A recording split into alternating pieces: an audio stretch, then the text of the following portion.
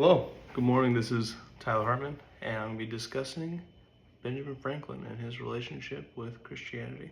Modern secular scholars like to view Benjamin Franklin as a deist, pointing to his autobiography self-description of such. However, when Benjamin Franklin was a young child, under the influence of his Puritan parents, he was a devout Calvinist. This changed as he became more of a bookish boy, according to Kidd, and instead began to question his Puritan upbringing.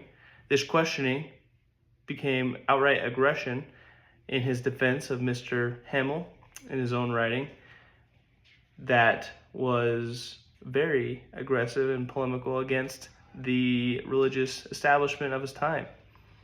His big issue was that the theocratic elite did not foster virtue, which he believed was the purpose of religion, to foster virtue and thus foster happiness. As an adult, a much older adult, he found nuance and recognized that Christianity played a major role and had a lot of good aspects. However, he still had some reservations as to things such as the divinity of Christ. An example of how far he had drifted from Christianity as a young man was his articles of belief. He used reasoning to figure that because intelligence is a spectrum, from a human to a dog, for example, or a dog to a fly, that there must be a perfect being who has all intelligence.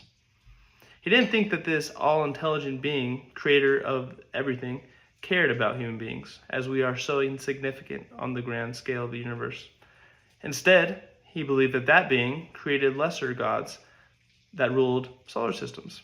And it was this God that deserved his love and devotion. It was this God that had divine providence, that influenced the world, that cared whether man prayed to him or not.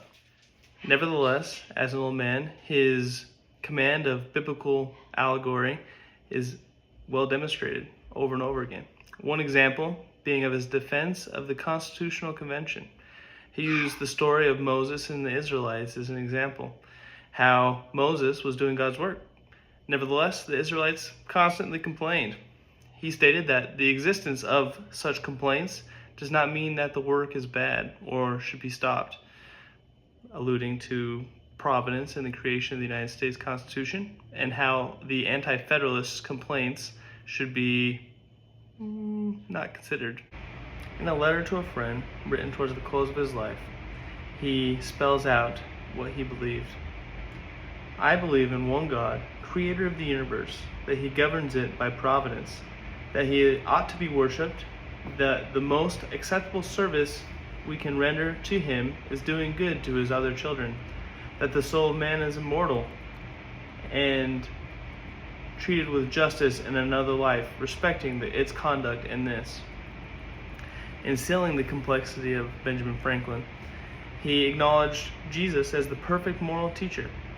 He was very fond of Christianity and saw the value that it provides in fostering virtue.